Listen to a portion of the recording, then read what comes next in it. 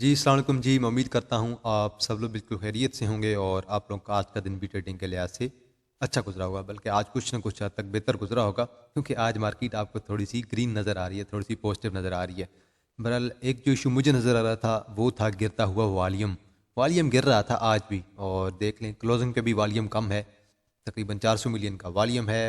Market का high देखें 65,622 का है, और मार्केट का जो लो है 64,437 का है। ये बिल्कुल स्टार्ट में एक लो लगा था, उसके बाद मार्केट रिकवर कर गई थी, उसके बाद मार्केट तकरीबन साइडवेज ही चलती रही, थोड़ा सा ऊपर थोड़ा सा नीचे। तो बहरहाल जो गिरता हुआ वॉल्यूम है वो थोड़ा सा इशू है। बाकी मार्केट में मेरे ख्याल में अभी तक भी थोड़ा सा कॉन्फिडेंस बाकी है कि मार्केट मज़ीद ऊपर की तरफ जा सके। लेकिन अभी भी आप लोगों के लिए एक प्रिकॉशनरी मैयर आप ये ले लें कि जिन लोगों ने अभी भी निकलना है मार्केट से निकल जाएं, क्योंकि जो एज अ बिज़नेस ले रहे हैं ना मार्केट को, वो तो काम करते ही करते हैं। उन्होंने हर सीज़न में मार्केट के अंदर काम करना ही करना होता है, उनकी इन्वेस्टमेंट होती है, वो ट्रेडिंग कर रहे होते हैं। लेकिन जो मौसमी लोग आते हैं ना, वो बेहतर है कोशिश करें कि अब निकलने की कोशिश कर लें, क्योंकि ज़्यादा वक्त नहीं है उनके पास। मार्केट 70,000 तक जाएगी मे बी, उसके बाद मे बी मार्केट दोबारा नीचे आ जाए, या क्या पता यहीं से दोबारा मार्केट नीचे की तरफ जाना स्टार्ट कर दे। तो इसलिए आप लोगों ने ज़रा मुहतात रहना है।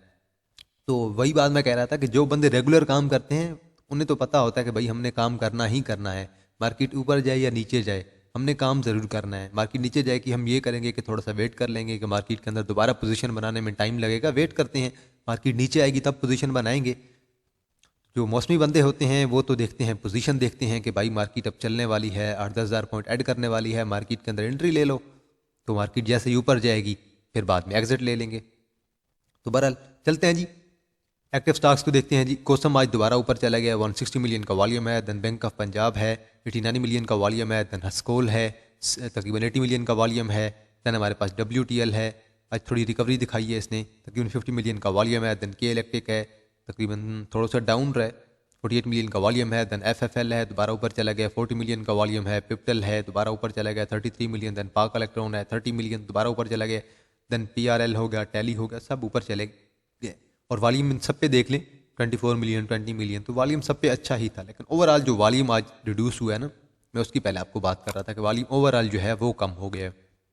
कि मार्केट में अगर आप देखें 2-3 दिन पहले, तो वॉल्यूम जो हमारी मार्केट में पड़ रहा था वो 700-800 मिलियन का भी पड़ रहा था, और आज जो वॉल्यूम है वो 400 मिलियन पे आ गया है। देखें जी, टॉप 10 सिंबल्स को देखें। कॉसम हमारे पास 160 मिलियन, बैंक ऑफ पंजाब तकरीबन 90, हिस्कोल 79, WTL 50, के इलेक्ट्रिक 48, FFL 40, देन पिप्टल 33, पाक इलेक्ट्रॉन 30, देन PRL हमारे पास 24 पे है, देन टैनी हमारे पास 21 पे है। आगे चलते हैं जी, और ज़रा देखते हैं कि सर्किट ब्रेकर्स हमें क्या कहते हैं। अपर कैप में देखें जी, आज हमारे पास बैंक ऑफ खैबर है, देन कलूवर है, देन चकवाल स्विलिंग में लिमिटेड है, और नीचे आते जाएं जी हमारे पास MSOT है, अच्छा शेयर है। देन पाक इलेक्ट्रॉन है, पाकटी है, अच्छा शेयर है। PIA है जी। PIA के बारे में उस दिन मैं आपको कह रहा था कि PIA पे नज़र रखें, इसके अंदर पोजीशन बनाई जा सकती है, और आज से अपर कैप भी लग गया है, न्यूज़ की बेस पे लगता जा रहा है। देन हमारे पास PINL है, देन PNSE है। PNSE अच्छा शेयर है, इसके बारे में कल परसों मेरी आपसे बात हुई थी। इनसे PNSE और PIA से फ़ायदा उठाया जा सकता है। देन PTC को अपर कैप लग गया, अच्छी बात है जी। और देन नीचे आ जाएं जी, और SML ठीक है जी, और कितना कोई खासा शेयर नहीं है। हाँ, इसे देख लें, ऐसे चेन्नई को देख लें, अच्छा वॉल्यूम है इस पे भी जी। लोअर कैप की बात करते हैं जी, और लोअर कैप में हमारे पास OML है, कुछ भी नहीं है। देन MFFL है जी, मिचल्स। वेल मैंने तो एग्जिट दिलवा दिया था, मैंने तो नहीं कह दिया था कि भाई एग्जिट ले लें, स्टॉप लॉस हिट हो गया तो कोई बात नहीं, एग्जिट ले लें, अब इसे लोअर लॉ पे लोअर लॉक लगते जाएंगे। और देन हमारे पास कुछ भी नहीं है ऐसा खास। आगे चलते हैं जी ज़रा, और देखते हैं कि पहिया आज का हमें क्या कहता है। ये को देखें जी, कमर्शियल बैंक तकरीबन आज आपके सारे दोबारा उड़े पड़े हैं, MCB और HBL के अलावा। लेकिन कोई बात नहीं, दिसंबर के एंड में इनके रिजल्ट वगैरह भी आने होते हैं बैंकिंग सेक्टर के, चल जाएंगे बैंकिंग सेक्टर दोबारा इंशाल्लाह। दैन ऑयल एंड गैस जो आपका सेक्टर है सारा चल गया है, PPL, OGDC, POL, माड़ी। और फर्टिलाइज़र सेक्टर में आपका एंग्रो, FFC, एफर्ट, सारे शेयर तकरीबन चल गए हैं। और इसी तरह अगर आप देखें सीमेंट सेक्टर देखें, उसमें आपका लक चल गया है, बाकी छोटे मोटे शेयर भी तकरीबन चल गए हैं। पावर जनरेशन आपका डाउन है, टेक्नोलॉजी आपका सिस्टम डाउन है, TRG चल गया, ऑयल एंड गैस आपका डाउन है, केमिकल आपका डाउन है, ऑटोमोबाइल मिल ट्रैक्टर नहीं चला, और फूड आपका डाउन है। इन्वेस्टमेंट बैंक में दाऊद वाले भी नहीं चले, और ओवरऑल आपका सेक्टर भी सारा डाउन है। फार्मा भी आपका डाउन है, टेक्सटाइल भी आपका डाउन है, रिफाइनरी थोड़ा बहुत चल गया आप लोगों का। आगे चलते हैं जी, और ज़रा देखते हैं कि किसने कितने पॉइंट ऐड किए हैं। तो एंड से देखें जी, सबसे ज़्यादा अगर पॉइंट आप देखें, बल्कि सॉरी मास्टर यहाँ से देख लें जी, पीपीएल ने ऐड किए हैं जी, तकरीबन 120 पॉइंट ऐड किए हैं। और देन हमारे पास एफएफसी है, 50 पॉइंट उसने ऐड किए हैं। देन ओजीडीसी ने ऐड किए हैं, बैंक ऑफ पंजाब ने ऐड किए हैं, एफएफबीएल ने, एमसीबी ने, देन पाक इलेक्ट्रॉन हो गया, एफर्ट हो गया, देन हमारे पास पीटीसी हो गया, देन लक हो गया। पीटीसी के बारे में मैंने आपको कल भी ऑलरेडी बता दिया था कि ये एक स्ट्रॉन्ग बुलिश मूव के अंदर है और इसके बारे में न्यूज़ वगैरह भी आती जा रही हैं। न्यूज़ उस दिन ये आई थी कि पीटीसीएल वाले जो हैं वो मे बी टेलीनार को बाय कर लें, तो मे बी ऐसी न्यूज़ आती रहती हैं, तो न्यूज़ का इम्पैक्ट आप लोगों को नज़र आता है। सबसे ज़्यादा जो पॉइंट लूज़ किए हैं, मीज़ान बैंक ने 52 पॉइंट लूज़ किए हैं, यूबीएल ने 32 और हब ने तकरीबन 26 point, national bank of Punjab ने तकरीबन 20-22 पॉइंट और देन दाऊद हो गया, बैंक अल हबीब हो गया, सर्वी, इंटरलूप, मिलर ट्रैक्टर और कोलगेट ने भी 10-10, 15-15, 20-20 पॉइंट जो हैं वो निकाल दिए हैं। अब आपने खुद देखना है कि कौन सा शेयर आपको पोजीशन बना के दे रहा है, किस शेयर के अंदर एंट्री ली जा सकती है, क्योंकि हर सेक्टर में से अच्छे अच्छे जो शेयर्स हैं उनके अंदर से जो है वो कुछ ना कुछ पॉइंट्स निकले हैं, उनके अंदर कुछ ना कुछ हद तक पोजीशन बनी है। तो आप लोगों ने देख लेना है आप लोगों ने किस शेयर के अंदर एंट्री लेनी है और किस शेयर के अंदर एंट्री नहीं लेनी है। आगे चलते हैं जी और ज़रा इंडेक्स को देखते हैं जी। इंडेक्स को देखें जी, और पहले मैंने इसे डेली बेस पे ओपन किया है। कल एक हमारे पास बड़ी सी कैंडल थी, रेड कैंडल, और आज दोबारा एक ग्रीन कैंडल पड़ गई है, लेकिन छोटी कैंडल पड़ी है। लेकिन इशू ये है कि हमारे पास जो वॉल्यूम है ना वो आहिस्ता आहिस्ता डिक्रीज होता जा रहा है। कल हमारे पास वॉल्यूम आई थिंक 67 शायद, बल्कि कम था मे बी। बहरहाल आज का जो वॉल्यूम है वो हमारे पास तकरीबन 407 मिलियन का है, तो वॉल्यूम आज कम हो गया है ओवरऑल अगर देखें ना, तो एक यहाँ पे अगर आप देखें तो वॉल्यूम डिक्रीज होता जा रहा है। मैकडी भी अब आपकी जो है ना वो Aahista Aahista exit call generate करने की कोशिश कर रही है, और इसी तरह आरएसआई भी आपकी नीचे आ रही है। 1 आवर पे देखें जी ज़रा, और 1 आवर पे देखें आरएसआई आपकी ऑलमोस्ट जो है ना आज बिल्कुल स्ट्रेट रही है, और मैकडी तकरीबन दोबारा जो है ना वो एक्यूमुलेशन स्टार्ट कर रही है शो कर रही है कि दोबारा बाय करना चाहिए और दोबारा एंट्री लेनी चाहिए, और दोबारा एक रैली जो है वो अप की तरफ बन सकती है। आगे चलते हैं जी और ज़रा 4-5 शेयर्स को देख लेते हैं, वो शेयर्स क्या कहते हैं। पहला हमारे पास यूनिटी है जी, और यूनिटी मैंने आपको ऑलरेडी बता दिया था कि एक बुलिश मूव के अंदर है, लेकिन स्लो मूव कर रहा है। तो जाना तो है इसने आहिस्ता आहिस्ता ऊपर, लेकिन 30 की तरफ कोशिश तो है जाने की कोशिश करेगा, 29-30 को टच करेगा, लेकिन बहुत ही स्लोली मूव कर रहा है। थोड़ा ऊपर जाता है, फिर थोड़ा नीचे आता है, फिर थोड़ा ऊपर जाता है, फिर थोड़ा नीचे आता है। वजह क्या है, इसके अंदर जो है ना वो इंटरडे ट्रेडर्स जो है ना वो काफ़ी ज़्यादा शेयर्स के अंदर एक्टिव हैं। अब यूनिटी के अंदर दोबारा एक्यूमुलेशन हो रही है। ये शेयर गिरा कहाँ से था जी, तकरीबन हमारे पास 29 से गिरा है, अब पहुंच गया 25.90 पे। अब दोबारा एक्यूमुलेशन हो रही है, स्ट्रॉन्ग एक्यूमुलेशन इस दफ़ा नज़र देखने को आई है, और ये इसकी एक तकरीबन 25.20 की इसकी एक सपोर्ट है। इसके करीब करीब आप लोग इसे बेशक एक्यूमुलेट करें, और करंट प्राइस पे भी बहुत अच्छा मिल रहा है। आरएसआई आपकी ऑलमोस्ट स्ट्रेट हो रही है, मैकडी बाय कॉल जनरेट कर रही है, तो एक्यूमुलेट करें और देखें कहाँ तक जाता है। देन मोडेम है जी, किसी ने कहा था, यार मुझे तो समझ नहीं आ रही, पता नहीं किसी ने मुझे कहा क्यों था कि मोडेम का बताएं वजह। खुदा के बंदो, जब ये शेयर 2-2.5 पे बिक रहा था तब तो किसी ने लिया नहीं है, अब तो ये 4.5 पे पहुंच गए। अब आप लोग कहते हो इसका बताएं, अब क्या बता सकता हूँ मैं इसका आपको। अब दोबारा हल्का भी देखें, इसकी एक ऊपर कैंडल चली जाती है, एक नीचे चली जाती है, बड़ी रेगुलर सी कैंडल है इस शेयर के अंदर भी। तो अगर कैमुलेशन थोड़ी बहुत हो भी गई तो 4.70 की तरफ चला जाएगा, इससे ज़्यादा तो कोई नहीं जाने वाला बहरहाल ये शेयर।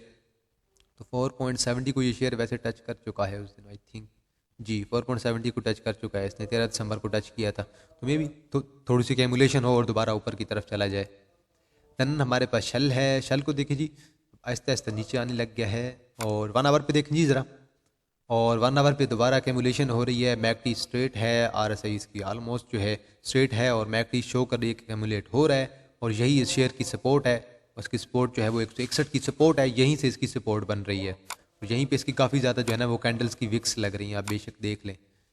1 2 3 4 5 5 6 कैंडल की विक्स इसी जगह पे लग रही हैं, यही इसकी सपोर्ट है, यहीं से दोबारा ऊपर की तरफ जाने की कोशिश करेगा। वैसे ये मेरे ख्याल में 180 को तकरीबन टच कर चुका है। नेक्स्ट है जी हमारे पास कोलगेट, और अभी दोबारा थोड़ा सा ये शेयर बीरिश हुआ पड़ा है, थोड़ा सा नीचे आ रहा है आहिस्ता आहिस्ता, और अभी मेरे ख्याल में ये शेयर गया था तकरीबन 1750 पे गया था, और अब दोबारा आ गया 1600 पे। और अभी इसकी आप मैकडी को देखें वो डाउन ट्रेंड में है। इसकी एक मैकडी जो होती है वो हमेशा लॉन्ग मैकडी होती है, हिस्टोग्राम इसका लॉन्ग बनता है, क्योंकि बड़ा शेयर है तो अकेमुलेट होने में टाइम लगता है। आर साइड डाउन है, मैकडी डाउन है, तो अकेमुलेट हो रहा है। लेट्स सी कहाँ तक अकेमुलेट होता है। और वैसे तो इसकी जो अच्छी सपोर्ट है वो मेरे ख्याल में 1400 की है, लेकिन इससे पहले अगर एक्यूमुलेट हो जाएगा, उम्मीद है थोड़ा सा पहले, तो मे भी 1500 तक चला जाए। मे भी 1500 तक चले जाए तो बड़ी अच्छी बात है। पहले एक्यूमुलेट होगा शेयर तो उसके बाद ही ऊपर जाएगा। तो आहिस्ता आहिस्ता अभी एक्यूमुलेट ये शेयर हो रहा है। देन हमारे पास पिप्टल है। पिप्टल मैंने आपको ऑलरेडी बता दिया था, बुलिश मूव के अंदर है, और ये मैंने आपको 2-3 दिन पहले बताया था शायद। RSI इसकी पॉजिटिव है, मैकडी इसकी पॉजिटिव है। अब इसे आप लोगों को वीकली चार्ट में देखना पड़ेगा। वीकली चार्ट में मैंने आपको एग्जैक्ट ये वाली कैंडल इसकी बताई थी, इस कैंडल को क्रॉस करेगा, और 7.810 की मैंने आपको कैंडल बताई थी शायद, और अभी ये पहुंच गया 7.12 पे। और इसका नेक्स्ट टारगेट हम लोग क्या कह सकते हैं, नेक्स्ट टारगेट हम लोग इसका 8 कह सकते हैं। 8 के बाद हम इसे कहेंगे 9 की तरफ जा सकता है जी। नेक्स्ट है जी हमारे पास बैंक ऑफ पंजाब, और बैंक ऑफ पंजाब भी एक स्ट्रॉन्ग बुलिश मूव के अंदर है। अब ये पहुंच गया तकरीबन 7 पे, और मेरा टारगेट 7 का था, और अब मे बी 7.90 और 8 की तरफ जाने की कोशिश करेगा, क्योंकि वॉल्यूम डेली बेस पे शेयर पे अच्छा पड़ रहा है। आज भी बहुत अच्छा वॉल्यूम पड़ा है जी इस पे, बैंक ऑफ पंजाब पे, और इसी वजह से मुझे उम्मीद है कि ये शेयर दोबारा जो ऊपर जाने की कोशिश करेगा। नेक्स्ट है जी हमारे पास LPL, और LPL के बारे में मैंने आपको ऑलरेडी कहा था कि मुझे लग रहा है ये 25 को टच करेगा, और इसने 13 दिसंबर को 25 को टच किया है, और 25 को तो ऑलरेडी ये टच कर चुका है। और मैंने आपको एक चीज़ कही थी कि ये शेयर स्लोली मूव कर रहा है, क्योंकि ये शेयर गिरा भी तो इतना था ना, नीचे गिरा कहाँ से था, 32 से, और आया कहाँ पे था ये शेयर, तकरीबन 13 पे, और 13 से अभी 23 पे पहुंच गया। 10 रुपये का तो गेन आप लोगों को वैसे ही मिल चुका है। अभी आहिस्ता आहिस्ता मूव करेगा, आहिस्ता आहिस्ता ऊपर जाने की कोशिश करेगा एक स्लोप के अंदर। अब बिल्कुल डायरेक्ट ने स्ट्रेट तो ऊपर ये जाने वाला नहीं है ये शेयर। अगर आप लोग कहते हैं कि भाई ये सीधा सीधा ही यहीं से ही ऊपर चला जाए, तो ऐसे मुश्किल होता है। शेयर आराम से जा रहा है ऐसे ऐसे करके, तो आराम आराम से शेयर जाएगा, और मैं भी उम्मीद है कि 28 की तरफ चला जाए, 28 को टच कर जाए। तो आज के लिए इतना ही जी। तो आप लोगों ने अपनी स्ट्रेटजी ये बनानी है कि आप लोगों ने कुछ फंडामेंटल शेयर के अंदर भी काम करना है, और अपना 50% कम अज़ कम आप फंडामेंटल शेयर के अंदर डालें, और उनके अंदर भी आप लोगों ने स्टॉप लॉस लाजमी यूज़ करना है। बाकी जो छोटे पेनी शेयर्स है, पेनी शेयर के अंदर बेशक आप लोग एंट्री लें, पेनी शेयर तो लाजमी है क्योंकि उनके वॉल्यूम बहुत अच्छा है, लेकिन पेनी शेयर्स के साथ आपने अपना जो स्टॉप लॉस है वो लाजमी एडजस्ट कर लेना है कि ये मेरा स्टॉप लॉस है, यहाँ पे आता है क्या तो मैं चुप करके एग्जिट ले लूँगा, क्योंकि स्टॉप लॉस जो है वो ज़िंदगी का हिस्सा है। क्योंकि आप लोग एज ए ट्रेडिंग जब काम कर रहे हैं तो आपकी ज़िंदगी का हिस्सा बन गया है, और कोई भी ट्रेड स्टॉप लॉस के बगैर पॉसिबल नहीं है। तो आज के लिए इतना है जी। इंशाल्लाह आप लोगों के साथ दोबारा मुलाकात होगी एक नई वीडियो के साथ। तब तक आप लोग अपना ख्याल रखिएगा। अल्लाह हाफिज़।